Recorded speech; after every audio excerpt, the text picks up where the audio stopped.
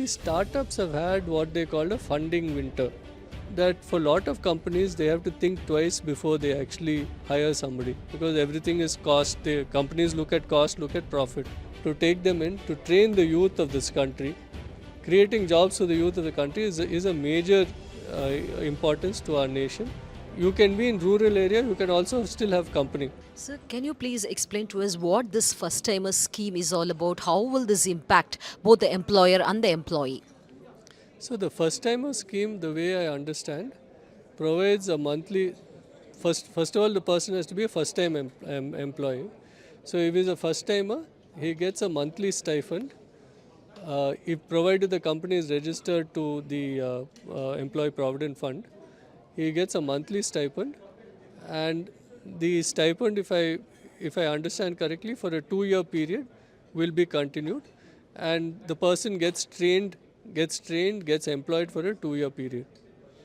What this happens, why this is useful is that for a lot of companies, they have to think twice before they actually hire somebody because everything is cost. Companies look at cost, look at profit. The government, by providing this subsidy, gives an incentive for companies to hire first timers, to take them in, to train the youth of this country. Creating jobs for the youth of the country is a major importance to our nation, and I think the budget has taken a good step in this direction. But as far as the surveys are concerned, the unemployment is very severe in the rural areas. How this can be addressed through these schemes?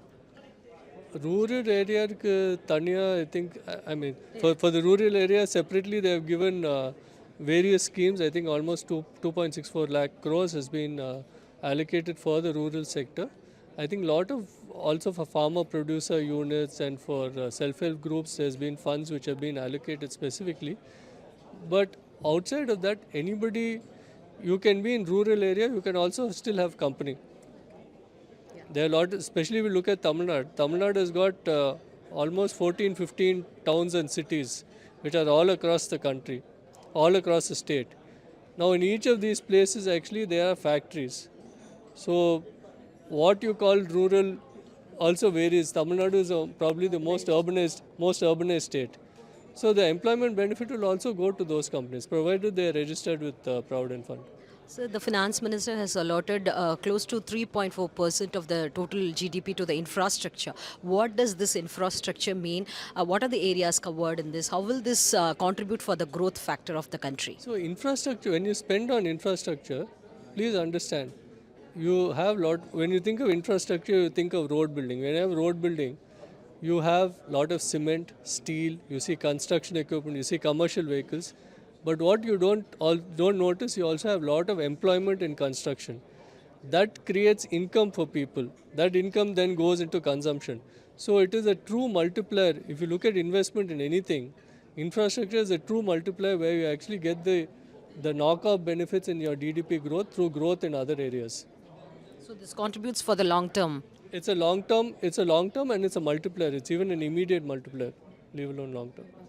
Sir, what is this abolition of angel tax mean?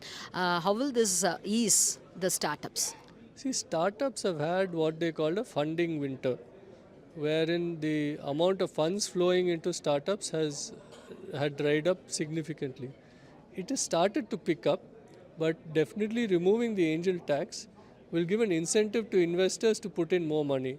Otherwise, any appreciation in stock of a startup, they were having to pay a tax on. So, given the fact that there is a funding winter, the government has removed the angel tax. That should definitely put in more money into startups and allow the startups to grow. Startups also generate jobs. So that beyond the startup thing, they are essentially companies and they will also be able to create jobs with more funding. How far this budget has helped out or given some holding for the women entrepreneurs? I think for women-led companies, there was a suggestion of preferential tax, allotment of funds also for women entrepreneurs have been given, and for women in terms of women in the workforce, they have also spoken about building hostels, specifically hostels for women, and having skilling for women. specifically. So these are the areas in which the women have been addressed in the budget.